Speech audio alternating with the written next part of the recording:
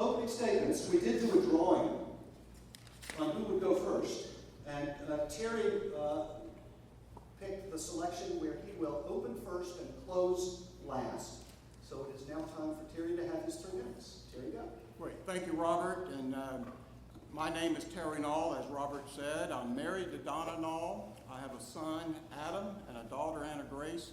We live in the Vernon North neighborhood, just behind Dunwoody Village off Mount Vernon Road. My kids are all Dunwoody Public School graduates, from Austin to Peachtree to Dunwoody High School, so we're very Dunwoody. I'd like to say thank you to Dunwoody High School for making this facility available. Thank you to the Dunwoody Homeowners Association for making the event possible, and to you, the citizens, for coming out, taking time out of your Sunday to be here. This is your government at work, and it's all because of you. It's been an honor to serve you these last 4 years, and in 2011, I stood before you on this same stage as a CPA with 5 promises that I made, including an analytical approach to problems and a commitment to responsiveness. The buck stops here. The promises that I made then have become promises kept. 1, we've paved 25% of our roads here in Dunwoody with extra funding that I advocated to go deeper into the neighborhoods, which you've seen even this year.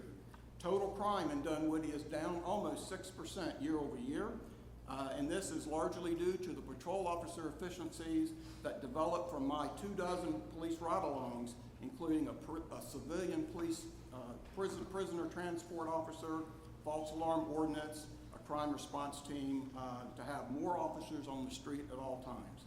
We've continued to spend money incrementally on park improvements and made sure that the dollar spent is the 3rd of the 3 priorities behind roads and paving and police protection. We've had a balanced growth here in Dunwoody, which is important to us, but it's including the signature building code change that I initiated to require concrete and steel for buildings over 3 stories. It's both a life safety and a deterrent to aggressive developers. And all of this was done with an unchanged millage rate since we became a city. Also, when the accreditation of our schools here in DeKalb became an issue with SACS, I stepped up to protect the schools and your home values with a dual accreditation initiative. That's a 2nd accreditation as a backup. And when we do legislative priorities, I offered up the legislative priority of the independent school district and funded the feasibility study that goes with that. In short, it's promises made and promises kept, something we wish all politicians and elected officials would do. Dunwoody is a shining star on a hill in the midst of issues here in DeKalb. Dunwoody is a role model for what government should be, and I'm ready for your questions. Thank you.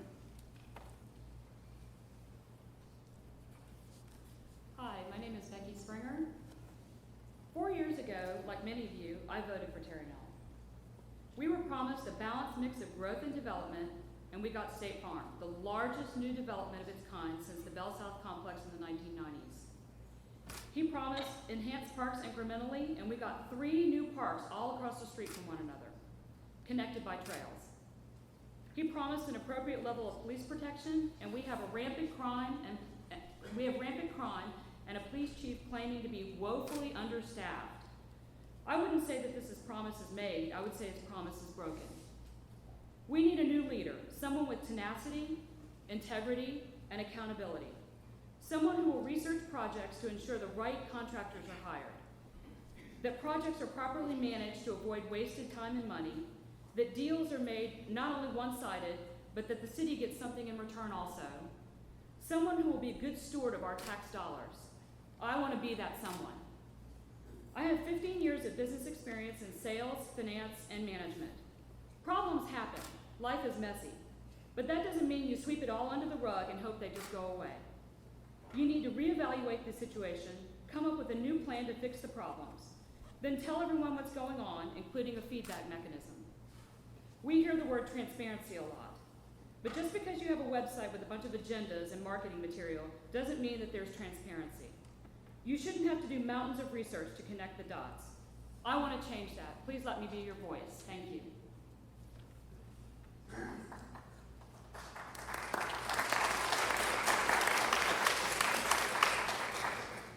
All right, thank you both very much. The first question is from Dick. And Dick, and it is a question specifically targeted at you, Becky. And it's a result of what was published by the AJC and the League of Women Voters earlier this week. And his question is, can you please clarify or elaborate on the comment you made to the AJC and the League of Women Voters regarding elected officials in Dunwoody receiving kickbacks from developers in exchange for zoning approvals? That is in regard to no one in particular. It is me looking at several deals that the city has made and wondering either we're horrible negotiators or somebody made out in this deal, because I try to do the numbers and it just boggles the mind. The John Whelan neighborhood, we basically gave everything to the builder. We take all of the risk. He doesn't own the lots. He buys them incrementally by quarter. We paid for half of his signage, all of his streets, all of his sidewalks, all of his sewers, and put in 2 parks for him. I sat there and wondered, why do we have Pernishall Park? Well, it's because in the contract with John Whelan, we agreed to build not 1, not 2, but 3 parks, move the Pernishall forward and build separate parks just for the residents of the John Whelan neighborhood. Now, it boggles the mind to think that we can't even get sidewalks in Village Mill, but we can spend $3 million on one neighborhood alone in the city. And when you look at the data and the facts, one just has to pose the question, who's getting paid off here? Thank you, Terry. It was directed at Becky, but if you have a comment, please feel free. I do. Robert and citizens of Dunwoody, it's a shame that this has come to this. It's not somebody may have gotten paid off or somebody must have gotten paid off. It was a declaratory statement in the League of Women Voters material that kickbacks occur in Dunwoody. It was a definitive statement, and that is a shame. That is a criminal activity allegation, not just political trash talking. And I think it's disappointing that it's come to that. I call on anybody that has that evidence, whether it's my opponent or anyone else. If you have evidence of that, bring it forth, and we'll prosecute to the fullest extent of the law. But if you don't have evidence to that, you can't make that statement. This goes along with 2 other statements that were made that were totally, absolutely incorrect. A statement was made that crime is up 85% year to date, when in fact, as you heard in my opening remarks, crime is down year to date almost 6%. A second statement was made that a 16-story apartment building was zoned off of Ashford Dunwoody Road by this council. That is totally untrue. In fact, no new apartments have been zoned in Dunwoody since we've become a city, much less on my term. In fact, we've reduced prior to CAB apartment entitlements by almost 2,000 units, I believe is the number. So there are 3 statements here, one of which is criminal, but 3 statements that are absolutely untrue and go beyond just political trash talking, and there's no room for that in Dunwoody.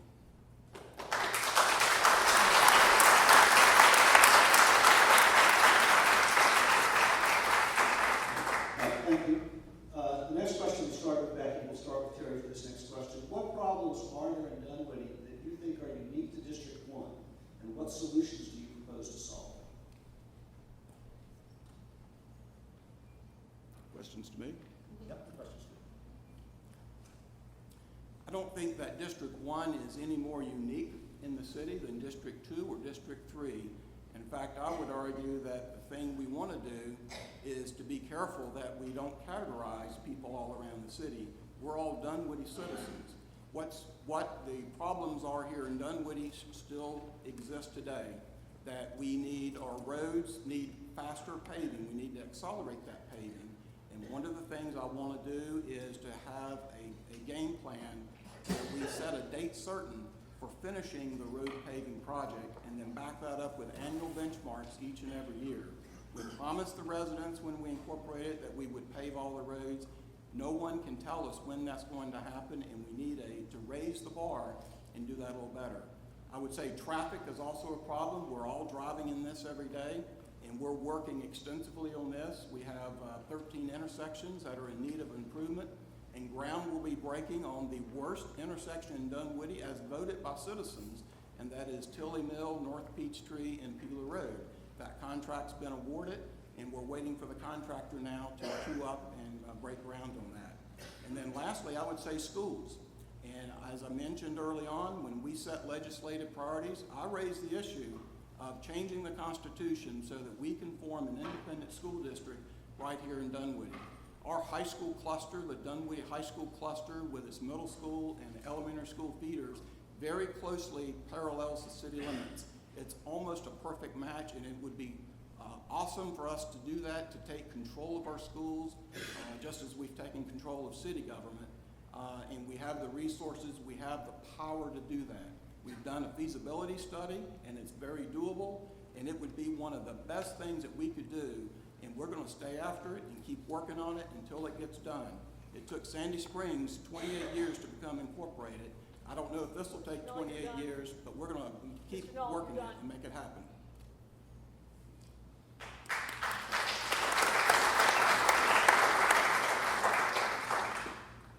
Well, I live in District 1, so I probably have an intimate knowledge of what needs to be done in District 1.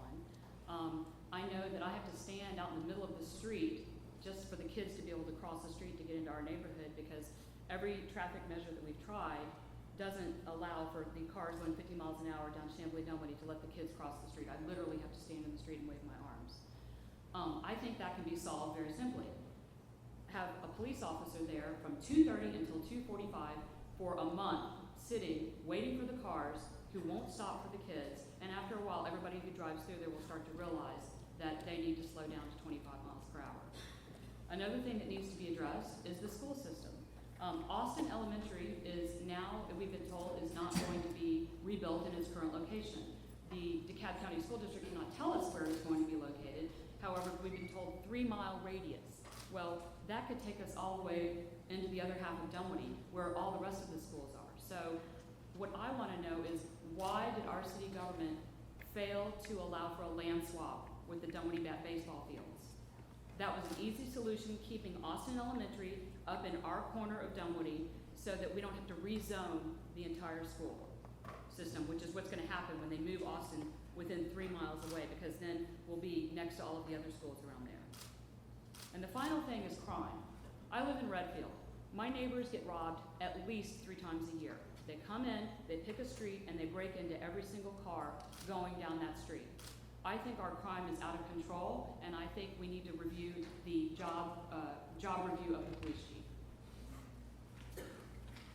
Thank you, Becky, very much. All right, next question. This is a hypothetical. Becky, we'll start with you. A developer comes to the city with a proposal to build 100 townhomes near one of our commercial centers. Do you oppose it? Or, if you're going to support it, what conditions do you push for in exchange for approval? I actually think we do need to have some sort of townhomes built somewhere, especially for seniors. I was speaking with a gentleman, Pat Casey, who lives in a 6-bedroom, 5-bath house. His wife has passed away. All of his kids are gone. He said, I would love to stay in Dunwoody, but there's really not a whole lot of places for seniors like me to move. So one of the stipulations that I would have with the builder would be, depending on where the townhouses are located, are these going to be first-floor master bedrooms? If not, are there going to be elevators? I mean, we can't keep building townhouses where we don't meet the needs of the growing population of seniors that we have in Dunwoody. Thank you. Rick? I'm going to use part of my 2 minutes to go back to that Austin Elementary statement. We now have 4 statements that are incorrect. The city of Dunwoody did not turn down a land swap opportunity. In fact, a land swap opportunity was never presented to the city. So that's now a 4th incorrect statement. Regarding the townhomes, we've had several townhomes come to us for rezoning, for approval. The most recent one is over in Perimeter Center East behind City Hall. It affronts, or abuts, if you will, the Georgetown neighborhood there at Old Springhouse Lane. And we did approve that, but we also received in return for that a lot of conditions, not the least of which is room for the multipurpose trail. We received deeded land to become city park there, again, on the neighborhood side of this. And more importantly, is we removed the ability to have additional skyscrapers in there off of Ashford Dunwoody Road in return for 87 townhomes. So we are doing this. We're looking out for the best interest of Dunwoody residents. We also had a townhome project come for Dunwoody Village Parkway that was not passed. It did not meet the qualitative standards we were looking for. It did not meet the needs for the senior housing that we were looking for. And I will tell you, if anyone doesn't know it, we have another developer coming forth called Front Door Communities that has started a pre-submittal meeting with the city for that same property on Dunwoody Village Parkway. They have already said they're going to offer wider, bigger homes and a 60-40 mix of senior housing and non-senior housing. So that's a start in the right direction, but what conditions we might apply, we do not know yet until we see the plans. Thank you.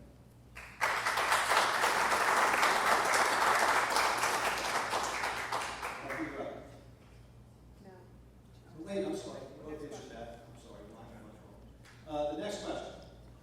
And yes, thank you. That's why Stacey's here, to be honest. And since Becky got the first question, to answer first last time, Terry answers first this time. The Chipka contract will come up for renewal during your term. Do you support renewal? And if not, what alternative do you favor? Yes, Chatcom came up for renewal in my last term, my current term as well. Chatcom works very well. What is still not operational yet is an enhancement to Chatcom that we would be the only city here to have this, and that is the CAD-to-CAD dispatch, electronic dispatch for fire and EMS. Nobody else has that situation now. The final test on that, by the way, is on Monday. So at Monday night's council meeting, we're hoping to have a go-live date. But the software is working. All those tests have been fine. What we're down to now is the getting the firewalls and things like that worked out. But Chatcom has a very success rate in terms of the metrics that we track. We do track timeliness of calls answered. We track timeliness of dispatch. They are very good to work with when an issue comes up about a public safety call. They provide records for that. The police officers, I mentioned having 24 ride-alongs with the police. The police officers are very happy with this. It's a vast improvement over the cab radio dispatch, because that's really the only other alternative that's viable. And going back to the cab, I think everybody in this room would agree is not the right answer. Thank you.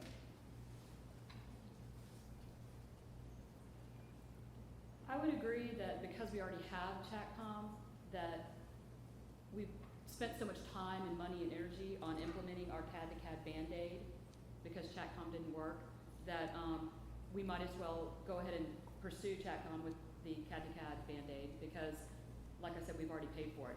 Had we not paid for it to begin with, I don't know that that was the best use of our resources. I'm sort of a if it ain't broke, don't fix it kind of gal. And I don't know, I can hold my breath for 30 seconds. I don't know why leaving DeKalb at the time was such a horrible thing. We spent so much money. The money we spent on Chatcom and CAD-to-CAD, we could have probably hired 10 more officers, of which the police chief is now saying we need to hire more people. So again, we've already spent the money, we've already spent the time and the resources. So yes, we have to keep pursuing we're sort of invested. We have to keep pursuing the Chatcom and CAD-to-CAD Band-Aid. Thank you very much. Okay, and Becky, you get that first question this time. PCID is in District 1. There's a new master plan for the area under review. What do you like about the proposed plan? What would you like to see change? In general, one thing I would do is officially designate the village as our official downtown area.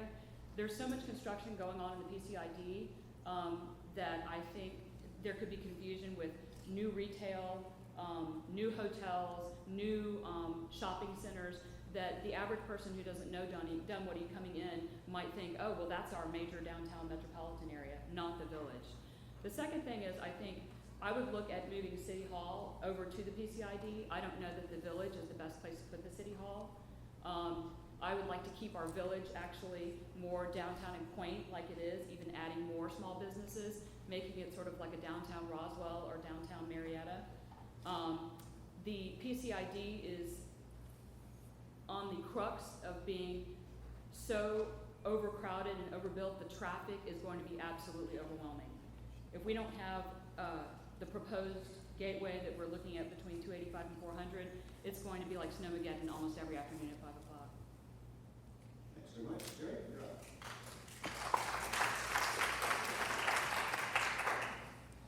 So the question, I believe, was not about where City Hall is located, but the PCID, the zoning overlay. City Hall, by the way, is in PCID already. It's not in the village. Was that the question, Robert? Could you repeat the question? The question was, there is a new master plan in the area for PCID under review. What do you like about the proposed plan? What would you like to see change? So what the consultants have come into us with, along with staff input, we actually haven't approved this as of yet, but they've suggested carving the PCID up into different areas based on uses, whether it be office space, whether it be higher density, lower density. Closer to 285 would be higher density because they're not traveling in to the city as much.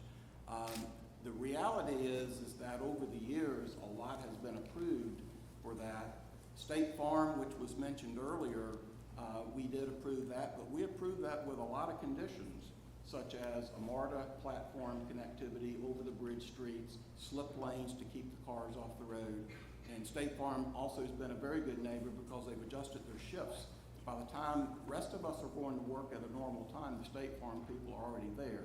So we want to see those kinds of conditions in the PCID, the zoning district, whether it's an overlay or whether it's an actual zoning code change that says right now they're suggesting that it might be an option, that a developer could opt for the current zoning or go with the new overlay.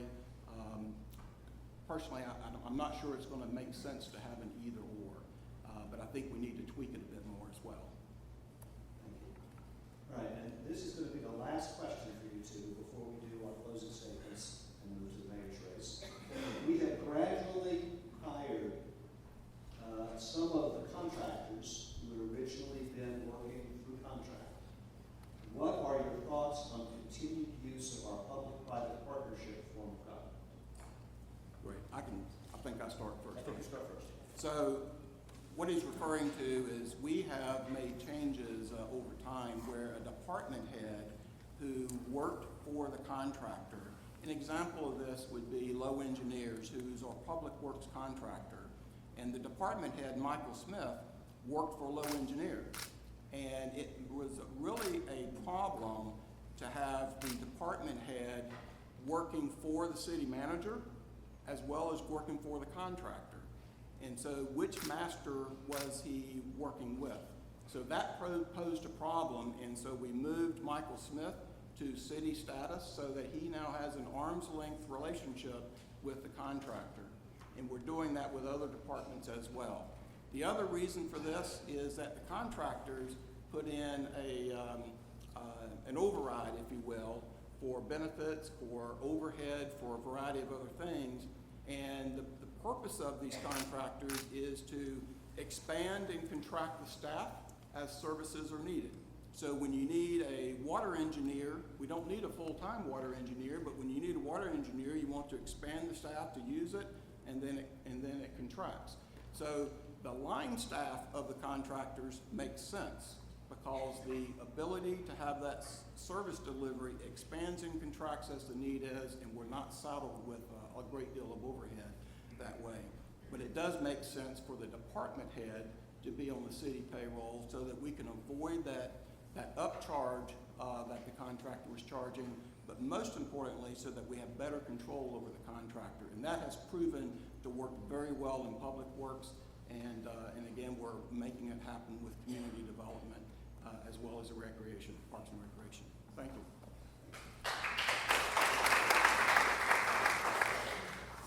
I actually completely agree with Terry. I think from a managerial perspective, when you have line day-to-day people who do a certain job that can be clearly defined by a job description, they can be hired by a contractor and you don't really lose or risk having control over that job. But not having the managerial head be a part of your own staff, you really do run the risk of them not having a vested interest in what they're doing. I mean, it's hard to work for a whole other company when you really report to another person who's not in your company, and yet you're serving two masters. So I actually totally, completely agree with Terry. So. Thank you both very much. It's now time for closing statements, and I think, Becky, you're up first. I just want to thank everybody for coming out today, and also big thanks to the DHA for supporting this forum. I won't make any promises that I can't keep. However, I will tell you that I will work as hard as I can to make sure that everything I do is for the best interest of Dunwoody citizens, for the bulk of the citizens, not just little special interest groups, and in the most fiscally efficient way possible. And I really appreciate the condescension and insinuating that I'm a liar. Thanks so much, Terry. That's really bold of you, because I've got newspaper articles here that have all the facts that you say I'm lying about, which I really appreciate. That's my closing statement. Thank you, Becky. Terry, you're up. Thank you. Dunwoody is built on positivity. I pledge to continue building a better Dunwoody. I will make these 5 promises today, just like I made 5 promises 4 years ago, but I want us to raise the bar over the next 4 years. 1, I want to accelerate the paving plan to complete the paving by a certain date with benchmarks to measure all along the way. Whether it takes us 6 years, 8 years, 10 years, I want to put together a plan that we can achieve this, and everybody in this room and everybody in this community will know when that project is finished.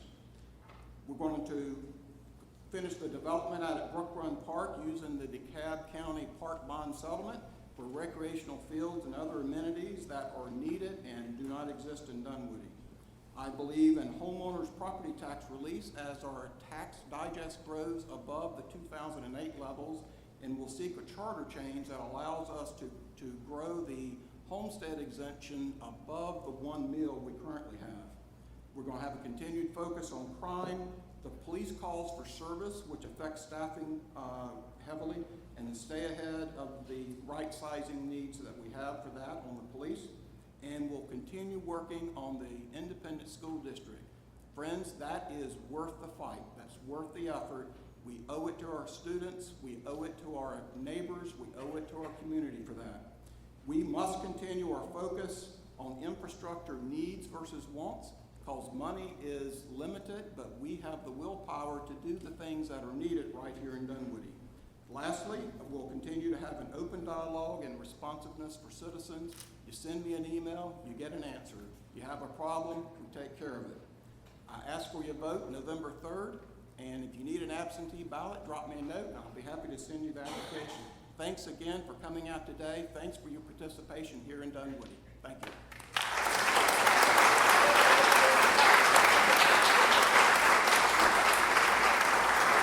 One last round of applause for both candidates, please.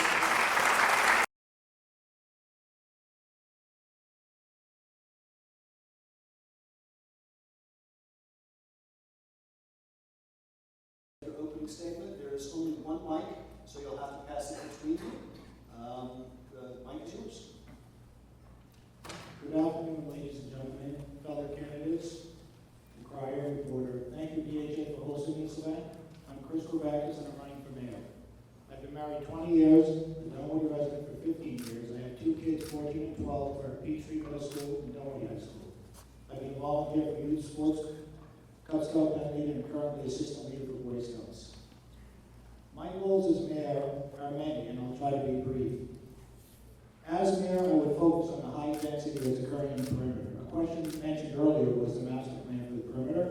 In the August Dunwoody DHA meeting in August, we had an initial consultant proposal on rezoning, looking at the land use of the perimeter. Their initial plan is to allow 35-story buildings in the mall area and 14 stories along Ash Street, Dunwoody. The mall area, as you know, is there's too much traffic there. Currently, once State Farm is built with additional 8,000 people, will be choked further with traffic. Allowing this kind of density will, I think, threaten the viability of the perimeter area. Ultimately, some of that traffic will flow through Dunwoody. I'm against this kind of high density. We need smart growth, not that. I think we need to do a better job prioritizing our projects. If you look at the 2016 budget, we have $266,000 for Kearns at Kenosha Park, $700,000 for Georgetown Gateway Study, $200,000 for the West Side Connector, just a study. Those are nice to have projects. We need to push them to the bottom of the list. We have Villageville residents begging at recent 2 meetings for sidewalk. Their kids are having a hard time walking to school. We need to satisfy what we promised 4 years ago, which is paving, which includes sidewalk paving. So nice to have projects to move to the bottom of the list. Police, we do a better job analyzing what's occurring with the police department. I don't know that you know this, but the police department went up, the budget for the police expenditures have gone up 39% over 2 years. That's an astounding number. Currently, our supervisory force makes up 33% of our police. Neighboring cities, I've investigated, did the research with John East Cobb, Alpharetta, Roswell, and Sand Springs. Their supervisory force makes up about 22% of Roswell, 24% in the other cities. We have too many supervisory positions, which removes those officers from doing patrolman work, which is what we need. I would also explore citizens patrol. I don't know that you know Sand Springs has a citizen patrol made up of 51 individuals, volunteer positions. They ride around the citizen patrol police cars. I don't know why we haven't explored this. There are folks that I'm aware of in this community that would do this. I would also consider citizen traffic officers. We have a $3 million fix for the Tilly Mill North Beach Road. Let's get citizen traffic officers there who can alleviate traffic and let people come out and feel the road. I would also do the vote for future city charter. If we decide to take over fire as waste management, to me, the whole city should be able to vote. Grivakis, you're done. Thank you, Chris. Steve, you're up.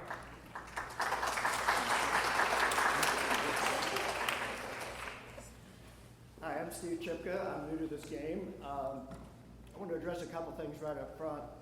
I grew up in Miami during the 60s and 70s, and I don't know if you know what was going on down there in the 60s and 70s. During the 60s and early 70s, we had the racial riots when the city was on fire. And then during the late 70s, the Mario boat lift, where Cuba dumped half its criminals and patients, so we say, into the Miami area. So I'm kind of used to growing up in a tough environment, and that makes Dunwoody a good place to live for me. I came up here in 1981 with Bell South to be on our corporate staff. I bought that place in Dunwoody back in 1981, so I've been in that house for 34 years now. I think I've got some seniority on the dais here. But I spent most of the next 20 years after I got here traveling the country with Bell South and AT&T. So I didn't get a lot of time to spend in Dunwoody itself making friends and family, et cetera. If you can tell by the brochure, we have 3 rescue dogs. They're our team. They provide us security on our own. We don't have to worry about people trying to break in. We've got a 80-pound lab shepherd that will keep you at bay. So our position here is that I've been here for 34 years. I was here when DeKalb County was running the place. And I guess about 10 years ago, we seemed to take a turn. Our backyard used to flood, and the next door neighbor's yard used to be a lake. And Gene Williams from DeKalb County came out to our backyard a couple of times and walked it with us after heavy rainstorms.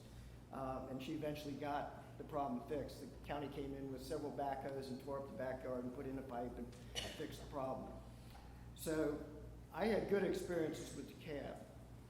In the last 3 or 4 years, I haven't had as good experiences with the city of Dunwoody. As an example, in December, I got a $6 registered mail from the Code Enforcement Department saying our grass was above 10 inches in that front section where we used to have a berm, but stormwater took it out because they had to put in a new pipe. But the berm was there because we used to have teenagers in our front yard that missed the curb. So stormwater came in, tore it up, and it's been a real hard time to get it to where it's maintainable now. And when I asked kind of, where did this complaint come from? Because I talked to the neighbors and they said, none of us would have done this. And it turned out when I said, do I have to issue an open record request? LaPena came back and said, I did it. I was driving down the street and I did it. And then I see an article in the newspaper and the reporter that says, we don't have time to do that, we depend on complaints. So, again, that is one of several instances that has happened that caused me to say, maybe it's time for me to step up now and take part of this community with me. Thank you.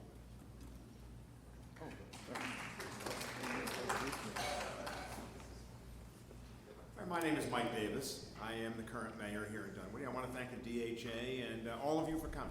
I also want to thank, I forgot to do this the first time I ran for office, thank my wife. And my grandson and my wife and my daughter are here too. So, but let me just start off by saying I love living here in Dunwoody. It's been a great place to raise my family. And I just want to tell you, Dunwoody is doing incredibly well. We have money in the bank. We're moving forward on the 3 Ps. Businesses and executives want to be here and want to move here for the same reasons we did. We made the right decision, and businesses and executives are wanting to do the same thing. What they saw was something special. We have plenty of transportation situations with 285, 400 MARTA. We have beautiful single-family homes. We have fabulous shopping and restaurants, the best hospitals in the Southeast, and we're developing parks and trails throughout our community. But let's talk a little bit about traffic, because I think that's a big issue here. Our traffic in Dunwoody is a direct result of the problems with 285 and 400. When they're clogged, people look for other routes, people from out of town, mainly through our city. We can't add enough lanes in Dunwoody to make up for that. We have to work with the region and the state. I've been going to all the meetings and advocating with the governor and the DOT to get 400 and 285 fixed. And now the state is committed to spend $1 billion and put a Spaghetti Junction style intersection over 285 and 400. And that's how you solve the problem in Dunwoody, is by getting the state and the region to solve these problems for us, because we can't do it ourselves. I'm always looking for outside solutions to our problems, and that's why I go to all these meetings. So let's talk a little bit about the businesses that are here. I've met with 700 of the corporate leaders over the last 4 years. These businesses pay the lion's share of our taxes, and they need to know that they're valued. And just keep in mind that every one of them is just one lease signing away from moving away. So it's our job to keep them happy here. So what have I done as mayor in the last 4 years? Well, when I ran, I talked a lot about being the ambassador for the city. The job of mayor is a little bit different than being on the city council. I'm happy to report that the city is respected throughout the region. I go to a lot of meetings all over the state. I know the governor, lots of mayors, state representatives, and senators, and they know me. My job is to ensure that the county and the state treat our community fairly. So why am I the best choice? I think it really comes down to, who do you want standing at City Hall when the TV trucks show up unannounced? You want someone who's prepared with the correct answers. I'm sure you've seen me doing interviews on TV, radio, and the newspapers. This is what the mayor does. It's a skill the mayor must have. You never want to see the live shot of the mayor running away from the camera. I hope you agree that I'm the person to lead the city for the next 4 years, and I ask for your vote November 3rd.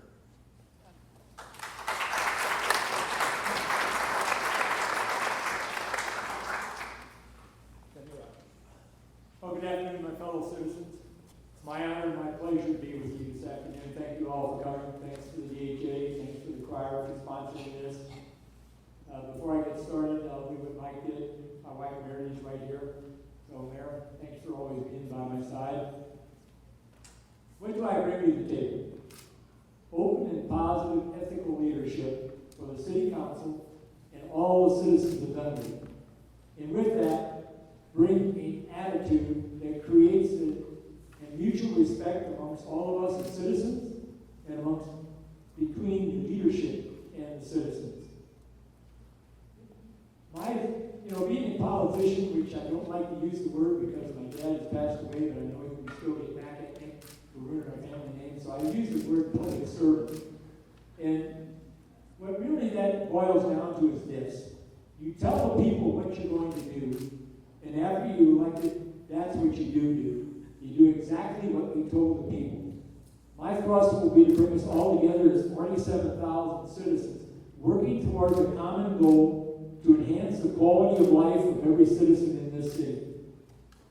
We do that simply by doing a couple of things. Number one is we always do what's best for all of us, not just what is good for one individual. And we must ensure that everyone is included in the leadership. I started out here as the co-chairman and treasurer of Dunwoody. I was talked into doing it, and here I am 7 years later. I brought in the multi-vendor system. When everybody else used a single vendor system, we now use a multi-vendor system. Saved us $3.1 million a year, and that's about 35% off of the budget that was presented to us. That is also, by the way, the system that is used by all the other cities around us, the new cities as we call them, Sandy Springs, Johns Creek, Peachtree Corners, etc. I was one that kind of shepherded in. I had the support of enough people on the council where we were able to create a reserve. I call it a rainy day fund, just like each one of you have in your own household. We now have a 4-month operational reserve. What is the big things that kicked me? Number one, schools. You know, when we became a city, we tried for a couple, 3 years, and we hadn't gotten it through the House and the Senate. I personally went down with our representatives, and I shook hands with just about every representative in the state. I don't know if I swung the vote, but I think I influenced it. I will do the same thing with the city concerning schools. I will go down there and I will talk to every representative in this state. Thank you.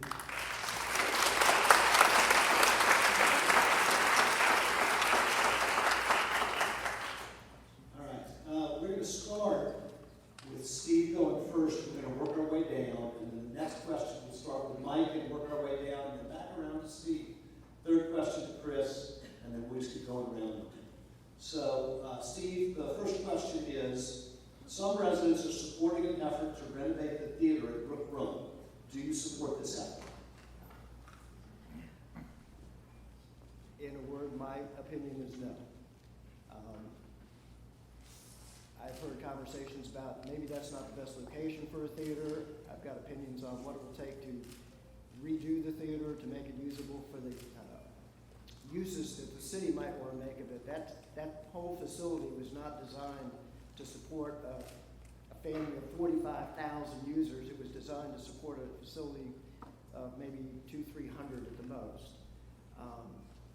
I'm afraid that building probably has a lot of asbestos in it, and that will cost us more to take care of than it would to just, in effect, demolish it and start from scratch. And if we're going to do that, then I'd say that's probably not the best location. Sorry, that's it. Thank you. Mike? Well, my answer is basically, if you're asking if the city should pay for this, my answer is no. We had a study done for the city recently, and to rebuild, to restore the building and get all the fixtures and finishes in there, we're talking $10 million. So the answer is the city, no one on city council currently will vote yes to spend $10 million to fix that theater. The question maybe is, can somebody else do it? And if somebody else can come up with that kind of money, I would be in favor of it. We put into next year's budget $500,000 to tear down that building. And as Steve says, there is probably asbestos, there's all sorts of other issues going on there. But if a group can come up with $9.5 million and show us that they can run the operating funds on an ongoing basis, I'd be more than willing to move that $500,000 out of the destruction fund and into a Savior fund. But it really comes down to the fact that we have too much to do in this city. We're too young. We have too many things to do, and to spend that kind of money is crazy. I love the theater. I regularly bring the kids to the Puppet Theater downtown. We used to go to the Kudzu Theater in Roswell, the Woodstock Theater, Blackwell on Canton Street in Marietta. So I am a wholehearted supporter of the theater. My view on this would be that I would never say no to anyone that wants to propose anything in Dunwoody. I would simply put it on the project list. It would, in my opinion, be something that would be lower on the list. So I wouldn't say no, just go down to the bottom of the list. We need, with the available funds that we have, we need to really focus on finishing out sidewalks that we keep promising everyone, paving we keep promising everyone, ballparks, which those of us who have kids really want. So I think those are higher priority items. And so I don't say no, I just say no now. If once we get done with all the other projects that we're promising and that we need, we can come back and revisit these types of projects. And so at that point we can find out if we have the funds at that time.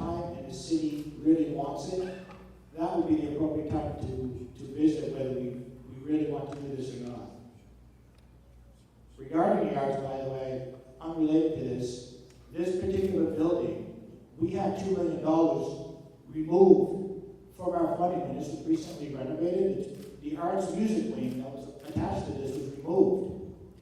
I would like us to fight to restore that funding so that our children who attend here will get their arts music wing. So let's concentrate our efforts on that and revisit the theater in the future for the community. Thank you. Well, the arts are one of the factors, if you will, of enhancement in the quality of life for all of our citizens here in Dunwoody. That means, back to that thing I said in my opening statement, that everybody should be included in our decisions. You know, we've spent a lot of money on various things, trails, etc. You know, we also should consider the arts. Having said that, my stance is and continues to be that we should wait until we get the feasibility study back to ensure that it can be done or if it can't be done. Can it be done structurally? Can it be done financially? Or can it be done with usage? Is there enough usage to justify the expenditure? There is a study ongoing, and one of the things I would hope that the council will do is surely wait before we do the ball and chain to make sure that we see what the feasibility study is. The initial offer was to us to fund half of the feasibility study, and I was for that. Mike was not for that. He said if we're going to do a feasibility study, then we should control it, we should pay for it, and we will do it. The $4 million that we just got from Brook Run, and by the way, everybody on the council wanted $7.1 million from the DeKalb County and Brook Run bond issue, which you will be paying on until 2026. You know, I think it should definitely be spent in Brook Run Park. That's what we promised all the people. Mike said it doesn't have to be spent in Brook Run Park. It doesn't have to be spent in parks. The city council will decide where it's going to be spent. My vote will be spent there. Enhanced ball fields, definitely. But also, I think we need to consider if the feasibility study comes back positive, that we will take a look at the state of the arts. Thank you, Dave.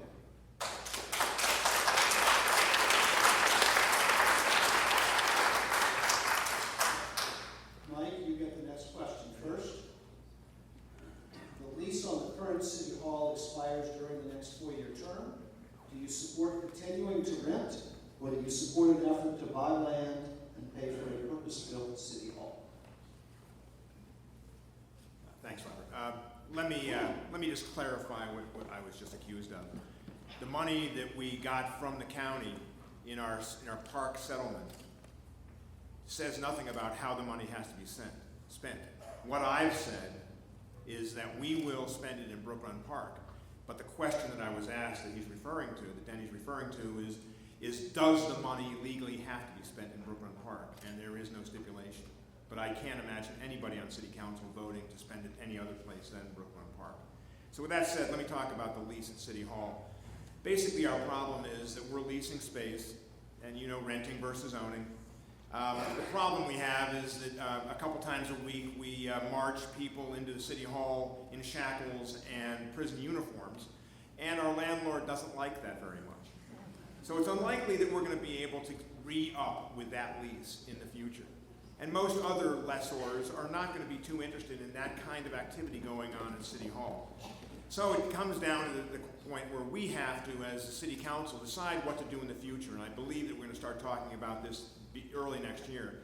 And so what we're looking at is not necessarily buying land. You know, we're looking at every building in the city that's in the range of 50 to 60,000 square feet, where we could buy a building with a future idea of building our ultimate, you know, with the cannonballs and the lions.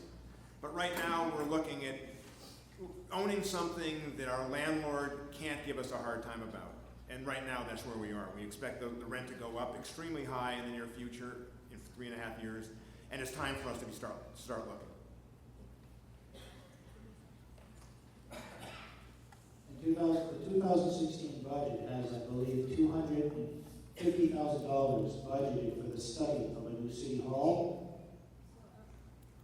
A new city hall, eventually we'll need a new city hall.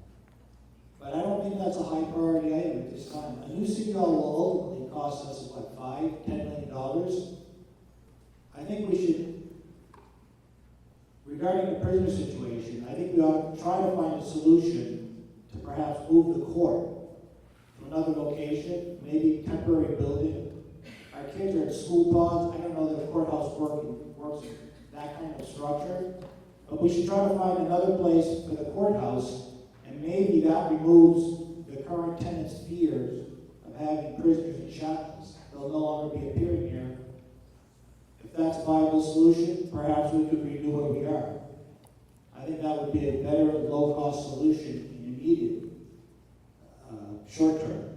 My fear with putting City Hall now is that it will dry up a lot of money. So I'm not against the new City Hall, it's just putting it at this juncture of our city could end up really drowning out sidewalk, parks, paving, police, which everybody campaigns on. Thank you. Going back, circling right back to Brook Run, the question I asked the financial director was, that money is in the account and it will earmarked to be spent in Brook Run. And the mayor said, it doesn't have to be spent in Brook Run. Probably legally he was correct. But a promise made is a promise made. We've been telling you, the citizens, since day one when we started the suit, that money, $7.1 million at that time, would be spent in Brook Run. City Hall.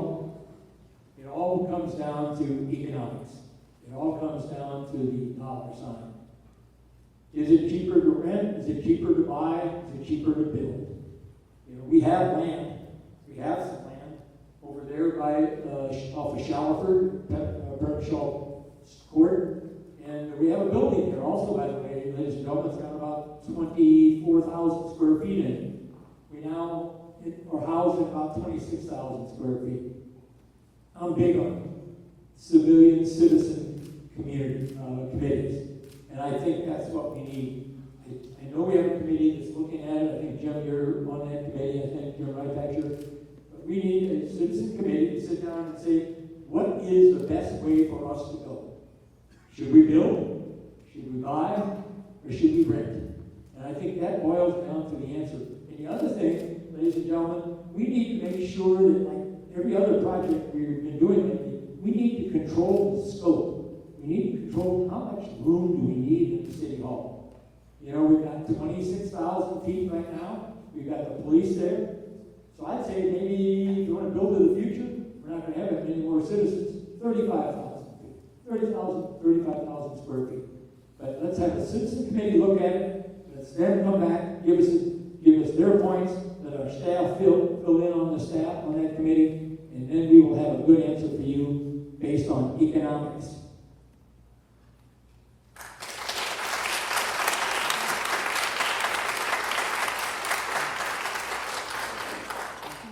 My turn. Well, I think it's time that the city council people stop dressing up in orange jumpsuits twice a week and walking through city parks. With shackles, yeah. One or two in particular, but we won't get into that depth. Anyway, some thoughts on that. I go back to Becky's comment about, we don't have a downtown designated area. I've been down to City Hall more times than I've wanted to in the last 3 to 4 years. Trying to attend City Hall meetings at 6 o'clock on a Monday afternoon as Perimeter is divesting itself of 100,000 people. It's caused me to be late a couple times, and that's been brought to my attention personally by certain members of certain organizations. My thoughts are, why do we have the orange suits walking through a Class A office space to begin with? And in one situation where I sat there and we waited 12 minutes for a police officer to respond with a 1.5-mile drive, doesn't fare well with me. So I go to a more centralized location for the people we depend on a daily basis, which would be primarily the law enforcement people.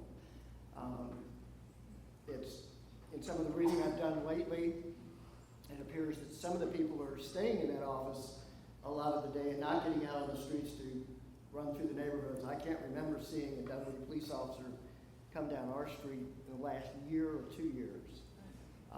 So I'm more interested in getting those people out of the office, just like we did with our sales forces at Bell South. We didn't have them all come to headquarters every day. We said, you're with customers, you're with clients, get out there and be with them. So that's kind of my opinion, that we ought to look at multiple facilities at this point. Thank you all. Chris, you answer first this next question. Some residents are supporting an effort to use the back meadow at Brook Run for active sports recreation, including league play. Do you support this effort? I'm sorry?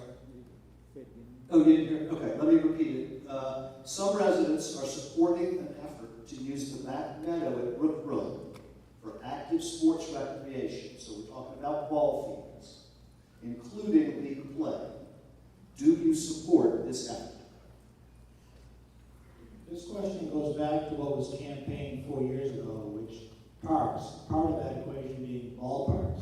We were promised parks, and in my mind, part of that is ballparks, and we have none. We've had no ballpark added since our city started. Something we can explore before we go down the route about developing Brook Run is doing an intergovernmental agreement. I met with the Dunwoody High School principal, PCMS Middle School, and Kingsley. They're the only schools that really have any available land. I met with them before the proposal for IGA became known to me, just to talk about whether they were willing to have us develop the fields. I would like us to consider IGA agreements developing those fields before we go into Brook Run. The high school is used by our children. There's a field there. Principal McFerrin is begging for a turf field. He thinks that's the best use of that land, about $650,000. There's already parking. We don't have to knock down any trees. It's centrally located. I think we should explore that. Peachtree Middle School with Mr. Heppenstall also, the fields are in tough shape. He was looking for help with that. We just met with them, and the city did, and they're proposing an IGA. That's something I think we should have explored years ago. The problem with the Peachtree Middle School is a lot of drainage issues, so it might ultimately be too expensive for us to spend the money to do that. Kingsley has some land, not a lot. We should look at putting in some type of field there. And if those alternatives don't work, yes, I do. We don't really have a choice. The only other available land is the field that you mentioned, Brook Run. I would have liked us to use the BBC farm for ballparks. That's what I thought the original intention was, but that would be the priority that I would tackle this.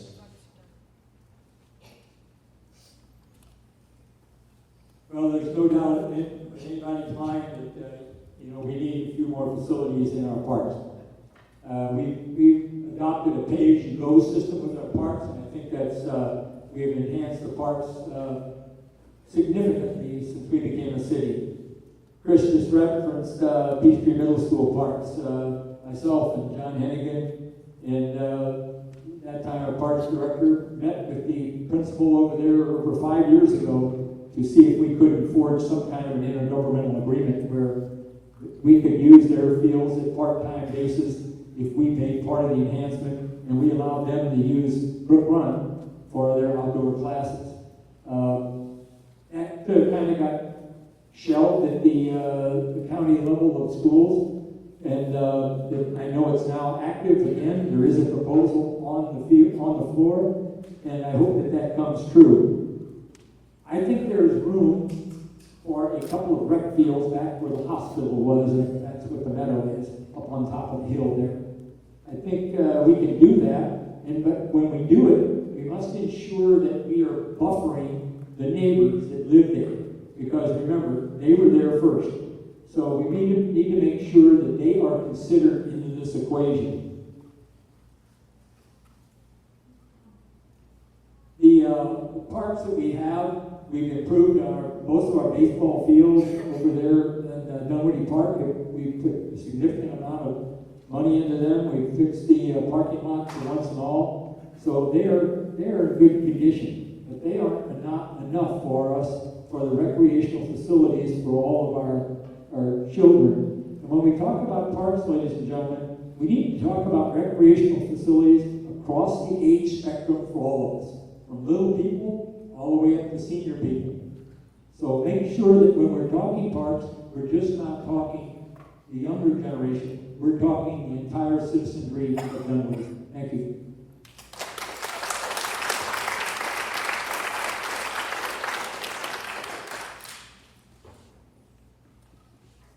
I'm going to go back to one of Denis' comments real quick and say, one of the issues we've dealt with over the last 5 years is when you go to turn up something, the neighbors that are involved are not asked before we start turning it up. And it'd be interesting to find out how much input the neighbors have had, because if we're going to set up ballparks out in that area, it's just like the Dunwoody baseball parks where you have the lights up in the air. And we had the same problem with the skate park, and that was done before Dunwoody was a city. And the dog park, that was done before the city. So we end up moving those facilities around after they've already been constructed. So I think part of my key issue is this conversation with the neighborhood and the users of the park as a total before steps are taken to make a decision. Because what we've seen over the last 3 or 4 years is decisions are made, they're announced as if everybody was going along with it, and all of a sudden we end up stopping the project because we find out that the people that are closest to it haven't been involved in the discussion. I have nothing against putting ballparks out there. I thought I understood that part of the deal with taking over Brook Run, that was going to be, part of that was going to maintain a passive environment, not an active environment. And again, there's those people that live right up beyond that point that would have the ballparks right in their backyard. And if there's no night playing, that's one thing. You know, the dogs don't bark at night, and that seemed to create a problem because there's no dogs in the dog park at night. But that still caused us to move the dog park. So I'd be interested in seeing what analysis has been done on what impact that would have on the park and on the neighborhood. Thank you. Yeah, Robert, can you read the question again? The question is, some residents are supporting an effort to use the back meadow at Brook Run for active sports recreation, including league play. Do you support this effort? All right, I think the main word here is active, and I think everyone's been dancing around that a lot. Active is really the word that we're talking about, because active means league play. It means that a group, if you're familiar with Murphy Candler or Morgan Falls or even Dunwoody Senior, a group controls those fields totally, and no one gets to use them except for that group. And that's usually what active sports means. And the answer is no, I'm not in favor of an active sports league using those fields. What I would like to do is turn those fields into multi-purpose soccer, lacrosse, football type fields, get a concession stand back there, get parking back there, and let lots of different groups use it. Very similar to the deal that we're working out with Peachtree Middle School, where we will be in control of some of their parkland, some of their active or passive parkland, and we'll be in control of it. The same thing here. I don't want to build something like this and then turn the entire thing over to one group that has exclusive use to it, and that's what active sports means.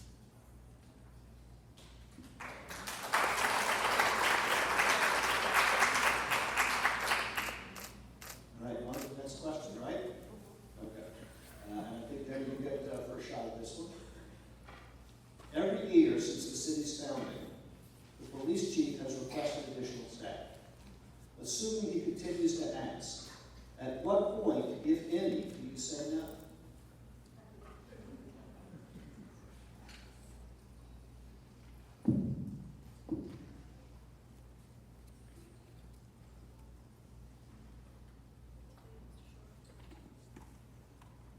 I think you have to take a good hard look at the crime rate that we have and the efficiency that we got. The chief's sitting right back there.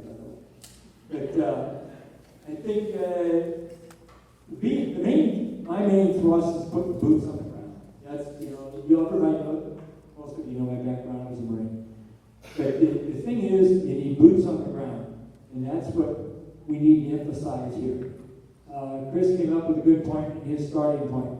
We talk about number of police per 1,000 citizens. So I just jumped out and I thought, well, I'll use Sandy Springs. We have 1.149 officers per thousand. Sandy Springs has 0.912 per thousand.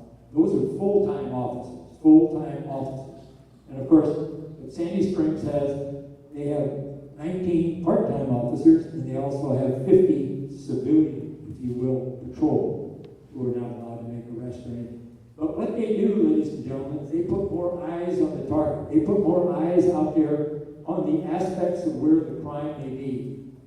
And I think eyes on the target is what we need. Our police do a heck of a job. I know just about every one of them, except maybe the last 2 or 3 of them were hired. I see them out. I know their dedication, and I know the chief's dedication. I think we can use a little bit more efficiency in that instead of continually hiring full-time officers, we might be able to use some part-time officers, and we might be able to use some civilian patrol to, if you will, alert our regular police who are out there of something that is going on in the various areas. And ladies and gentlemen, we know where most of the crime is committed in Dunwoody. We know exactly where it's at. And those are the areas we need to concentrate on. And you, ladies and gentlemen, you are the eyes and ears of the police. Call 911.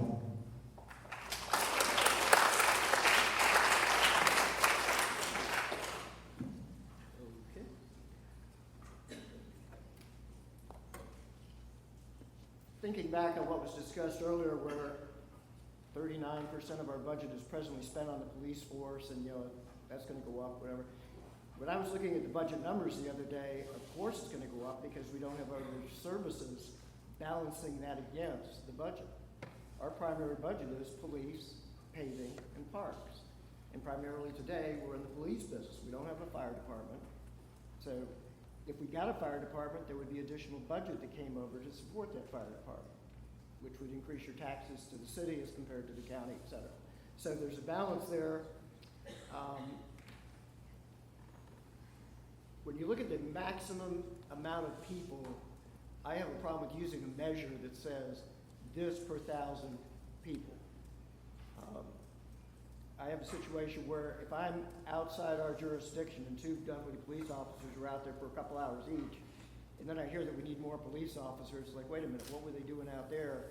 And then I see an article about we're going to send 3 of our officers to Myrtle Beach to help them on a holiday weekend because they don't have enough officers. Then at Bell South, we have the same discussions. Don't tell me you need additional salespeople when your salespeople are on loan to another organization because that's buying you something. I would suggest that we look at the results almost on a per-person basis and say, what is it we're doing today with the resources we have?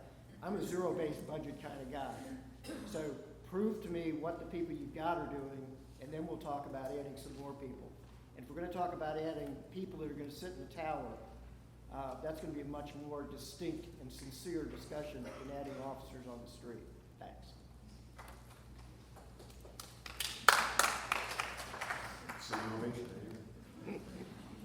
Okay, let me talk about what I look at, because the police chief comes to us every year with a request.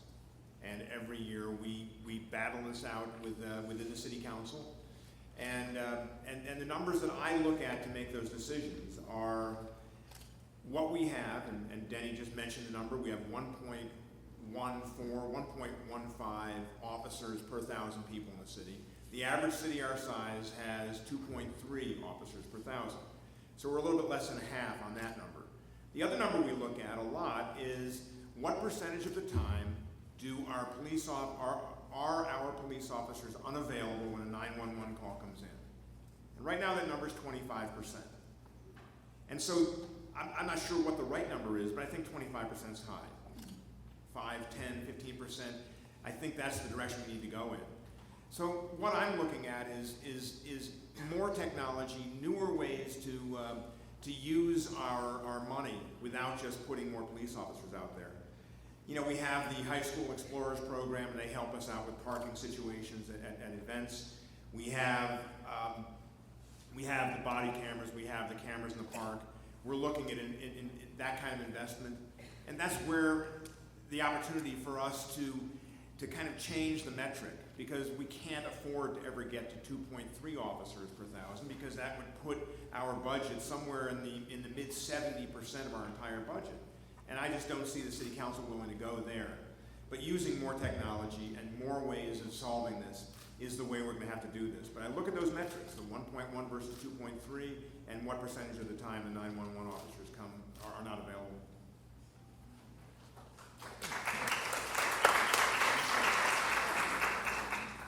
Thank you all. Chris, I think you're first for the next. Actually, Oh, wait, I'm sorry. Chris still has to go. You guys might be authorized. Chris hasn't answered the last question. Oh, I'm sorry. Oh, here's some facts of our police budget. 2 years ago it was $5.5 million. This year, it's 2016 budgeted at, I believe, $8.2 million. That's a 39% increase in 2 years. That's astounding. 33% of the force is made up of supervisors. Roswell, 22% is made up of supervisors. East Cobb, 24%. Other Sandy Springs and Alfred, about 25%. We have too many supervisors. Our budget's gone up too much. Mayor Davis mentioned 1.1 per capita, per thousand. We have 1.1 officers per thousand. At our earlier engagement this past week, the Chamber of Commerce held a forum at the Wings Factory, the new Wings Factory on Ashford Dunwoody. He quoted his desire to increase our force to 2.1 per thousand. We have 51 officers. If we were to go from 1.1 per thousand to 2.1 per thousand, we'd have to double our force. So we go from 50 officers to about 100 officers. Our budget, our 2016 budget of $8.4 million, about half of that is salaries. $4 million is salaries. If we doubled our police staff to 2.1, as the mayor mentioned, we would go from $4 million to $8 million just in salaries, plus another $4 million for the non-salary. So our budget would be $12 million for police off a $24 million general fund. 50% of our budget would be police if we were to go in the direction he said. Mr. Shortal and Mr. Davis never proposed citizens patrol. They have them in Sandy Springs, 51 gentlemen, women. I don't get why we don't do citizens patrol. As mayor, that's something I will enact immediately. Citizens patrol. I'll take a forensic analysis on the budget. We can't just keep going up. There's got to be some more analysis that we need to do in order to get a handle on this. Pass the mic to Steve. All right, next question. The Tilly Mill North Peachtree intersection will be the first intersection improved since we became city. What intersection would you seek to improve next?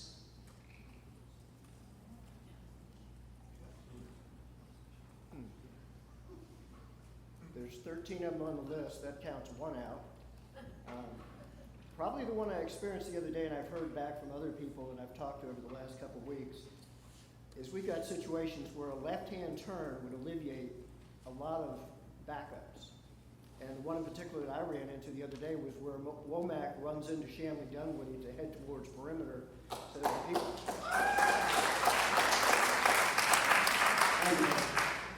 I'll be back Friday for more. I sat 3 lights back the other day at 5 o'clock because as traffic was coming towards us from the perimeter, the first person in line, of course, every time wanted to turn left, and all of us just sat there. So we either need to widen out a little bit, and some people just sit there and won't just move over 5 inches and go around, and everybody ends up sitting there. So we have several intersections that I'm aware of, like the Mount Vernon, Manhasset-Vermac intersection where we already have planned left-hand lanes. So those are the kind of intersections I probably look at, and the one that I'm most familiar with is the Womack one because that's our back door down to Perimeter as well. Because we live right down the street here on Manhasset. You just come straight up to the stop sign, turn right, and then stop. And it's all because of that intersection down there, and it's just a lack of left turn facilities. So that'd be my answer. All right, so we've got 13 intersections that we're looking at. We're actually looking right now at Shanley Dunwoody Spalding, if you know that corner on the western side of the city. The reason we're looking at that one first is because that one has the most accidents. by far. The problem with that intersection is that Dunwoody and Sandy Springs come together right at that point, and it's a real problem for us to work it out with the two cities. So my guess is that if I had to pick my next intersection, it would be either end of Vermac. I think that Vermac at Mount Vernon and Vermac at Chamblee-Dunwoody are both problems that cause traffic to back up for a long way waiting to turn. So that would be my answer, one end or the other of Vermac. I drop my son off to high school every morning. I go either up Vermac to Mount Vernon, it's backed up, or I go down to Vermac Womack. And I get through the intersections. They need work, but I do get through, and it doesn't take a long time. My wife drives 5 o'clock to the high school, goes up to Vermac, up Mount Vernon, through Vermac, down to the high school, picks up our son, goes to Vermac Womack, through that intersection, down to the college, the Tilly Mill, gets on Tilly Mill, goes through that mess, goes on Tilly Mill and Beach Street to the middle school. She's able to get through. I'm not trying to say we don't need help, but she actually is able to get through. But what I would do is if citizen traffic patrol persons, I don't get why we don't put one at Vermac, Womack for the specific hours that it's backed up. Just as Sandy Springs has citizen patrol, I don't get why we don't train those who want to man the intersections in a peak time. I think we can alleviate the Vermac Womack backup. I don't think the solution was ever roundabout as was proposed and as Mayor Davis favored. That would have cost $1 million and took people's property away, and it was only busy for a few hours a day. Let's put a traffic person there. Tilly Mill Pier is a $3 million solution. It's a tough intersection. The city's addressing it, but in the meantime, I don't get why we don't try having a citizen traffic person here to alleviate. Nandina Lane, the left lane on Nandina Lane, as you're heading to Dunkin' Donuts, we should consider cutting that off maybe between 5 and 7. Those would be the main ones. Vermac, Mount Vernon, we just have to be careful we don't take too much property away from the home. There was an article about that in the Crier. We just don't want to overdo it when we have lanes here. Really, the idea was to have left turn lanes on Mount Vernon, not on Vernon. Thank you, Chris.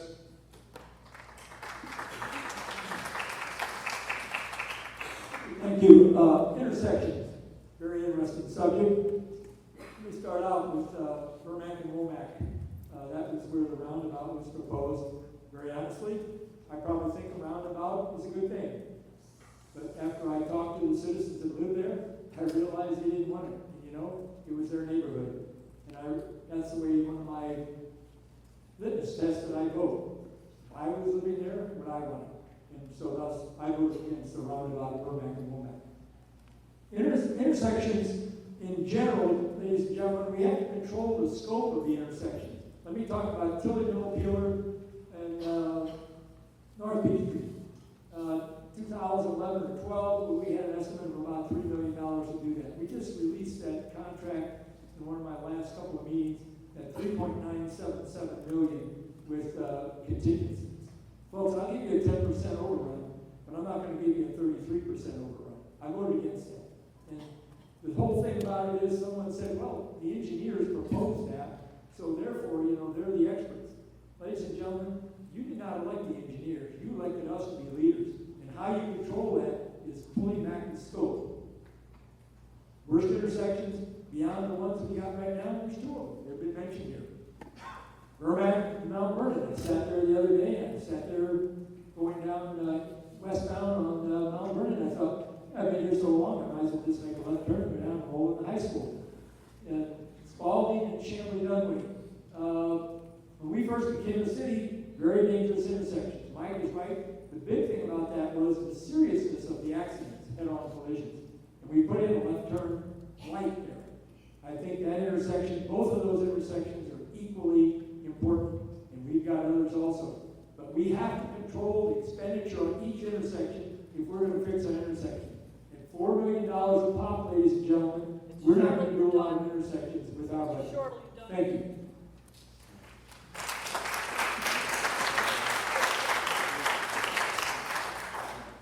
Gentlemen, we only have time for 2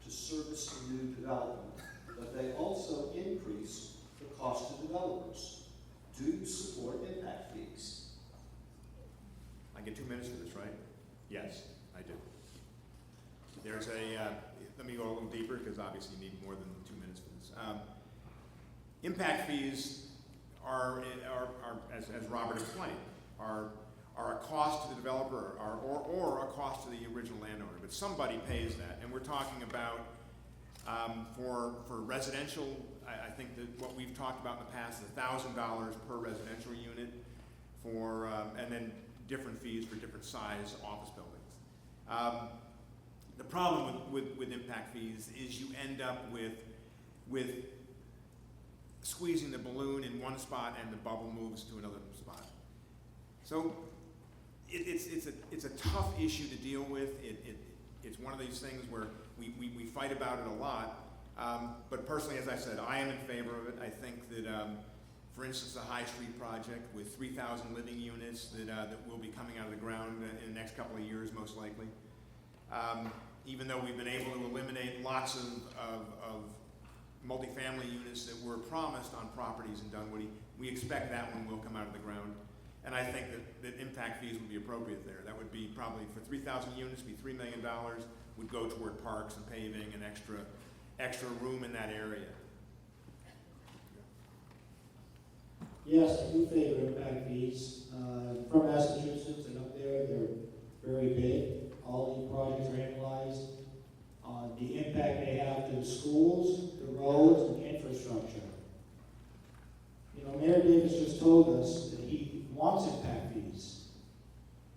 Based on my research regarding the PVC farm, it looks to me like we pay for the sewage, the streets, and the sidewalks for the Wheeling project. And I believe that totaled $3 million. Personally, I would have liked that to be a ballpark, but the city went ahead and it became the Wheeling project. And again, it looks to me, based on my research, that Denis, Shortal, and Mike Davis made this decision. They were on council. They agreed to pay $3 million to put their sewer system, streets, and paving. If there were ever a time to put an impact fee, there it was, by just letting them do this. So I'm a big advocate for impact fees. If you're building something that's going to add to the school population, we should obtain an impact fee. If you need pipes to be run, we should obtain an impact fee. If it's our obligation to put the sewage pipes in, we charge an impact fee so that ultimately they're paying for it. They pay for the roads, they do the sidewalks. So yes, let's get impact fees. I don't know why we didn't do it for the Wheeling project. Thank you. Let me address the PVC farm and Wheeling project, whatever you want to call that. You know, I'm not big on the city buying property. But ladies and gentlemen, the zoning on that was RM. That means multifamily. It was going to be condos, but RM can be apartments too. The reason the city got involved in that was long before anybody was elected here, only one other city official was involved, is that there were going to be 380 more apartments built on that area. And I know how the citizens think about 380 more apartments. Impact fees. You know, when we first started out, the economy was extremely bad. And you know, impact fees we thought would probably keep, if you will, developers from coming in and developing. But now that situation has changed. I think we can definitely revisit impact fees, and I think it's probably going to get a positive vote. I don't know if the High Street project, that project's already been approved, and as far as I know, I could be, I'll search this out, make sure, but I don't believe that you can charge impact fees on a project that's already been approved. And we also remember impact fees can be used on roads, parks. They cannot be used to enhance schools, which bothers me, if you will. But again, impact fees are a thing that can be an economic boom to us here within the city to enhance our infrastructure across the spectrum, except for our schools, which is a separate subject, of course, which I am big on, and I want to take over those schools very, very quickly in a very good manner, and we will get it done, not if, when we get it done, folks. We're going to all dance in the streets. Thanks.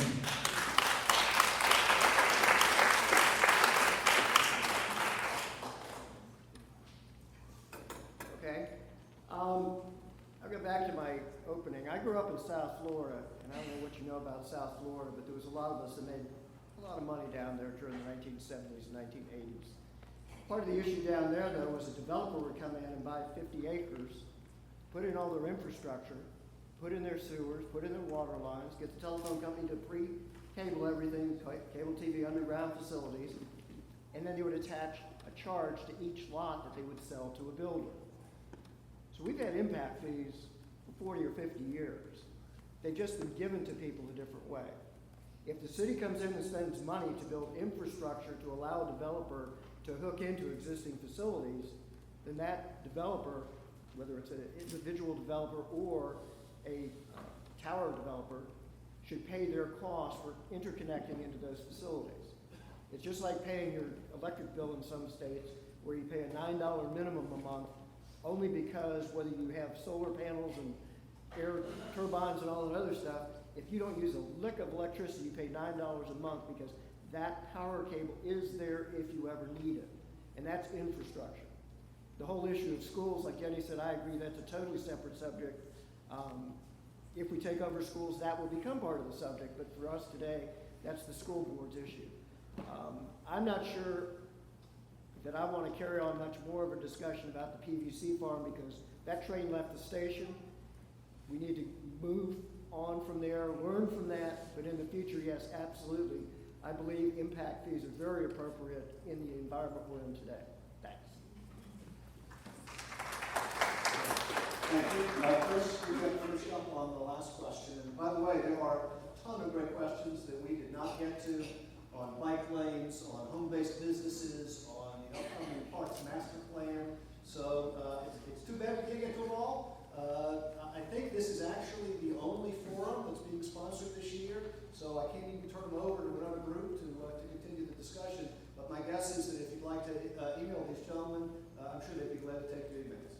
So for the last question, Chris, the city finds itself with $200,000 of unexpected surplus. What do you do?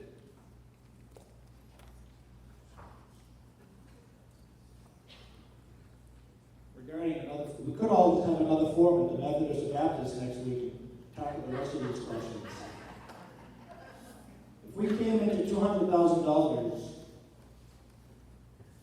one thing I didn't mention, which really is probably more critical than many of the other things I mentioned, is I would develop a plan, a master school plan, a school master plan for our schools. I understand the county controls the schools, but we need to get a handle on what we want in our schools, what the critical needs of the current schools are. We just need an inventory of what do the schools really need, what are they lacking, what's a security issue, what's not, where do we want future schools built, how large do we want them built. We need to get ahead of that issue, put together a plan so that we can present it to the county for future SPLOST. I favor an independent school system, but that may take years. If we can put such a plan together, and I don't think this would cost $200,000. But putting a plan like that together gets us ahead of SPLOST, so next time, we don't just have a school picked for us willy-nilly like Austin was. Now we're fighting like crazy to keep it where it is. We would have a good handle on our needs, get projects approved that we want based on an analysis, a comprehensive analysis of the schools. Personally, I don't want us to use city funds for that because they're county schools, but at the end of the day, they're our children, they're in these schools, and we should just have a good grasp. So that's probably what the number one thing that comes to mind. There's a whole host of others, but that, to me, probably more higher priority. Chris, I agree with you that we need a game plan for when we take over our schools. I would put it in paving. In 2011, we had $1.8 million in our paving budget. This year, we have $2.2 million in our paving budget. If you take a 3% inflation rate, and our staff tells us between 3 and 5% annually, we are exactly $110,000 ahead of the $1.8 million that we had in 2011. If we take the 5% inflation rate, we are actually spending less money in today's dollars than we did in 2011 for paving. So definitely, I would put it into paving. The other thing I would do is, as far as paving is concerned, is I would talk to the city manager, the staff, and get all the council members together and say, listen, we need to scrub the budget and come up with funds from each area across the budget and enhance the paving budget. We need to fix the roads on an accelerated basis. I like the idea of a pay as you go. Ladies and gentlemen, I don't like debt. I don't like my debt or your debt. I don't have any debt, and you don't either. Well, a little bit. You do have some debt. And we also have some facilities we might be able to sell. We have a building over there by the old post office that we own now. I remember we paid like $1.143 million for that. Maybe that price has gone up. Maybe we can sell that because I don't think we've got a use for it. And maybe we can use that for more paving. Paved roads make happy citizens.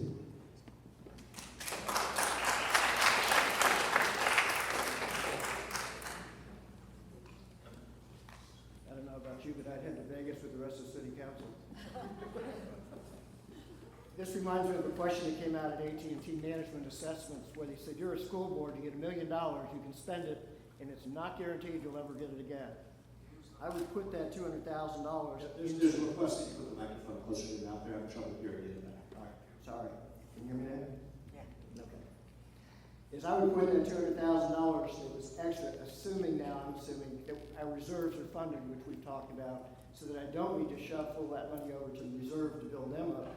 I put it into the ground in either sidewalks or paving, depending on what the most current hot need was in those two areas. Because if I put it into something that's an operating expense that could continue for more than this year, I pretty much kind of laid myself open for having a $200,000 liability going off into the future. So I'd probably hit it with sidewalks first, because that seems to be our imminent need within Dunwoody now. It's kind of a variable cost type thing, where $200,000 would get us some value. $200,000 in paving streets wouldn't buy us much at this point.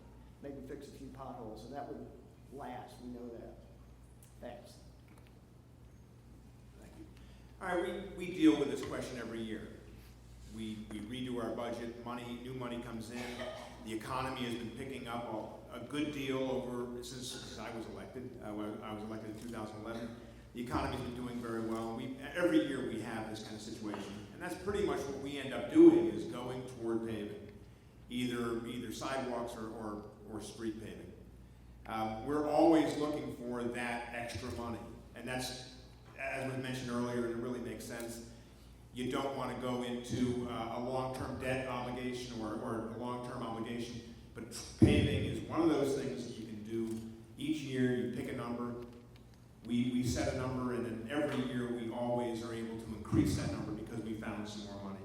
And so generally the rule of thumb is the city council has continuously taken these chunks of money that we have found, either through extra host taxes or extra money because more business license fees have come in because more businesses have opened. We use that money, and we almost every time use it for extra paving.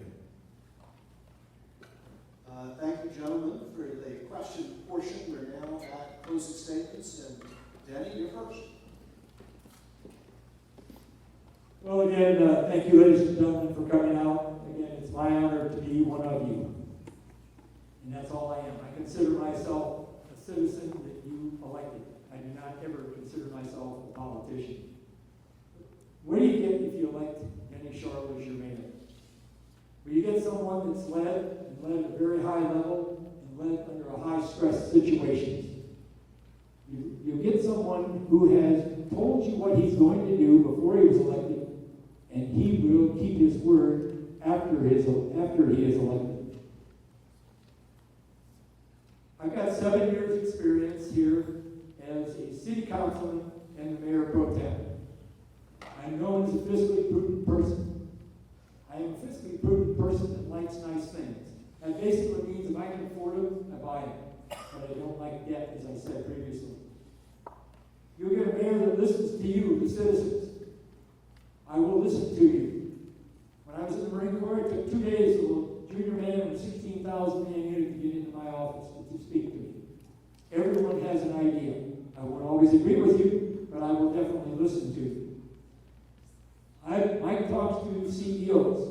I can talk to CEOs. I've also visited over 3,000 homes already in this campaign. I know your concerns. I brought the multi-vendor system into the city at that savings, $3.1 million. Everyone else uses it now. I can think out of the box.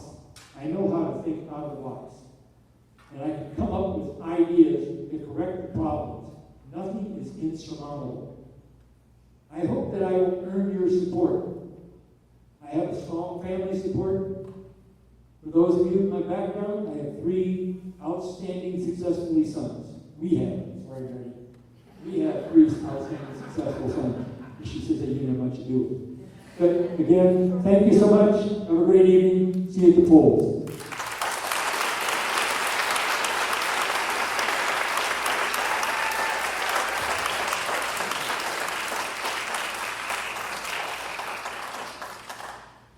Our city's priorities are basically the 3 Ps, parks, paving, and police, and that's where we concentrate.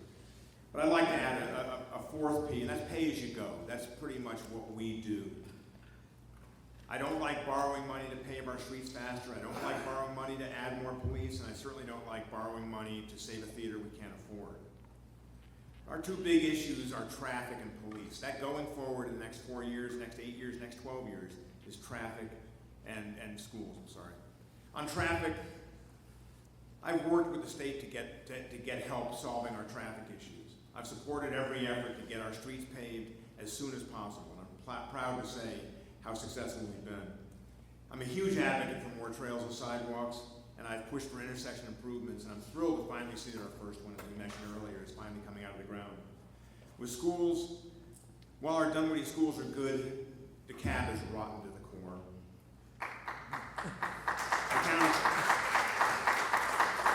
The county graduation rate is 58%. That is failing by any measurement.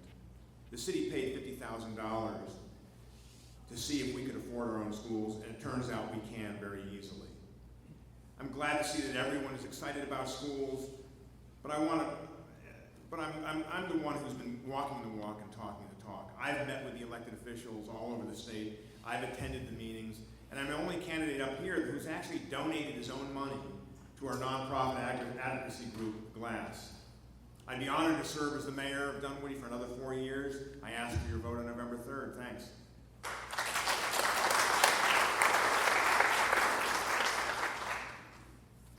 Again, being new to the game, I don't have a track record where I can say I visited all these things, and I don't have all the facts because the other day I asked a question about where does this show up in the books, and I got a curt answer that it's in there somewhere. Well, given access to that information, my background is financial management. It's corporate type business making decisions. At Bell South, we made $100 million worth of decisions the first day of the year and went on from there. Part of the issue is the accountability of making the decisions and having the project tracking to make sure, I think Denny hit on this too at one point, that the scope doesn't creep as the project continues to be implemented, and all of a sudden it's 3 years later and you haven't succeeded in what you attempted to do, and you're doing 3 other things at the same time. So part of my issue is to have a tracking system where a citizen can go in and look at why after 4 or 5 years we still haven't even come out of the ground with that first intersection. We can't afford it. We had an issue at Bell South one time, and we had a training program. We trained 34 first-line supervisors in 1 year, and everybody on the program said, this is great. We had 2,700 first-line supervisors. By the time we finished training the people, we have a whole new group of supervisors. So we need to figure out a way to get to these issues quicker. We need to hold people accountable, whether it's through a private-public partnership, which I did part of the outsourcing business case for Bell South too. So I spent a year of my life running around the country interviewing people on that subject. If you can't manage the outsourced vendor, I don't care what level you say you're managing them at, it's not going to work in the long run. And you can't keep hiring those people, because what you're doing is setting a tone down the road that people just say, well, I'll work on this account, and then pretty soon I'll be hired by the city of Dunwoody and I'll have benefits. That doesn't work in the long term in an outsourcing environment, so I think we need to make some decisions around that subject as well. Thank you, I appreciate your support, And thanks to the Dunwoody Homeowners Association for providing us this opportunity to come and answer some questions for you. Thank you.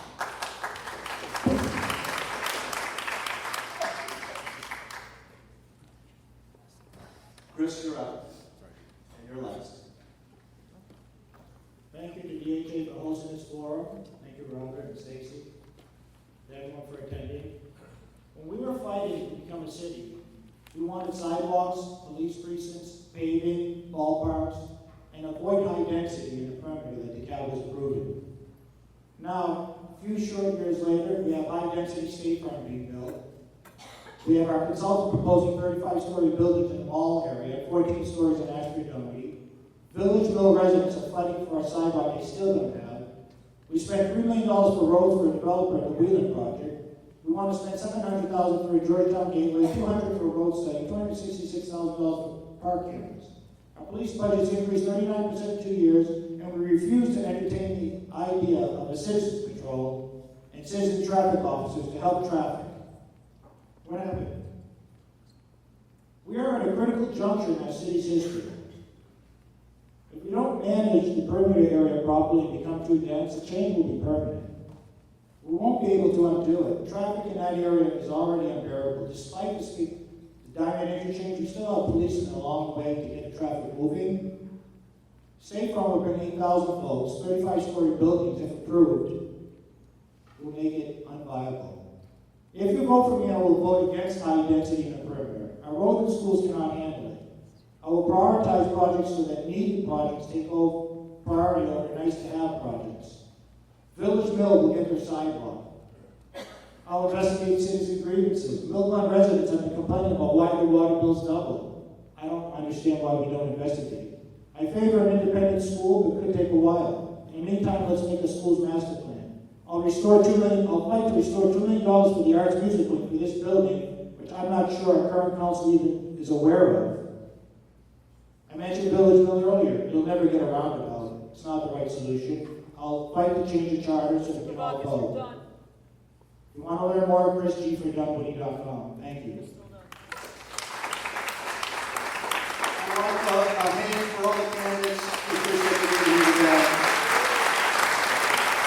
Thank you all for coming.